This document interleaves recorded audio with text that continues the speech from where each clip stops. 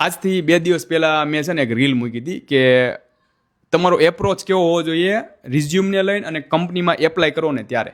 તેમાં ઘણા બધા લોકોએ પર્સનલમાં મેસેજ કર્યા કે ભાઈ મારું રિઝ્યુમ ચેક કરી દો, મને રિઝ્યુમ બનાવી દો કે પછી મને તમે ગાઈડન્સ આપો. પણ હું બધા લોકોને પર્સનલમાં ભાઈ એક વ્યક્તિને આન્સર ન આપી શકું. પણ જો તમારે કોઈ પણ ક્વેશ્ચન હોય ને રિલેટેડ રિઝ્યુમ તો તમે કમેન્ટમાં કહેજો, એટલે બીજા લોકો જે એક્સપર્ટ હશે મારાથી પણ જર્મનીમાં, તો એ પણ તમને ગાઈડ કરી શકે મે બી. એટલે તમે કમેન્ટમાં કહેજો. અને યસ, તમારું રિઝ્યુમ કેવું હોવું જોઈએ. રિઝ્યુમ તમારું સિમ્પલ ભાઈ. તમે જર્મનીમાં રહ્યો છો, ઘણા લોકોએ રિઝ્યુમ મોકલ્યા. તમારું રિઝ્યુમ ઇંગ્લિશમાં તો પહેલાં હોવું જ ન જોઈએ. અને યસ, તમે જો માસ્ટર્સ કરેલું છે તો તમને એટલું ફીલ થવું જોઈએ કે તમારું રિઝ્યુમ છે એને એકોર્ડિંગ તમારી જે માસ્ટર્સ ડિગ્રી છે તો તમારું રિઝ્યુમમાં એટલીસ્ટ એટલી ડિટેલ તો હોવી જ જોઈએ કે ભાઈ તમને કોઈક 50,000 કે 60,000 યુરોની જોબ ઓફર કરી શકે. તમે જ સમજો, તમે હવે સિમ્પલ એક નાનું એવું ઇંગ્લિશમાં રિઝ્યુમ મોકલી દો તો તમે કોઈ કંપની, તમારી કંપની હોય તમે કોઈને હાયર કરવાના? ઓફકોર્સ નથી કરવાના.